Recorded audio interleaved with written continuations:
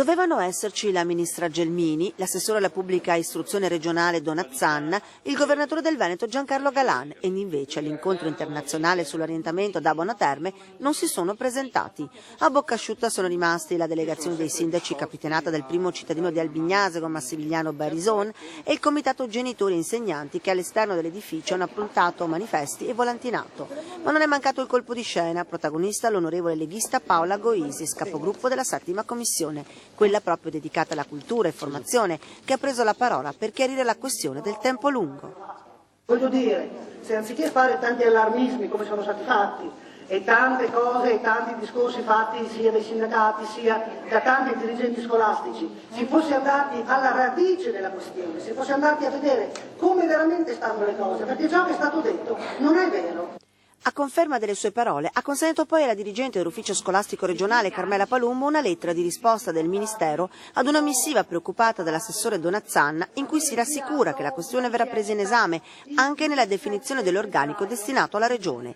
La Goisis è chiara. La legge dice testualmente che appunto saranno considerate le 24 ore, le 27, le 30 e le 40.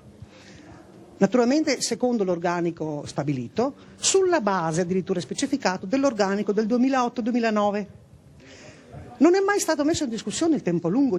E conferma che il suo intervento è a nome della stessa ministra, ricordando poi che sarà compito del dirigente regionale distribuire l'organico e non del Ministero e quindi a fare tanti convegni e poi lasciare che monti questa preoccupazione nella gente, nella popolazione, nelle famiglie, negli studenti e negli insegnanti stessi. Cioè, bisogna avere veramente, secondo me, della responsabilità, altrimenti certi ruoli non si dovrebbero ricoprire. Intanto i sindaci, per nulla scoraggiati di non aver incontrato la ministra, si sono mossi in altro senso.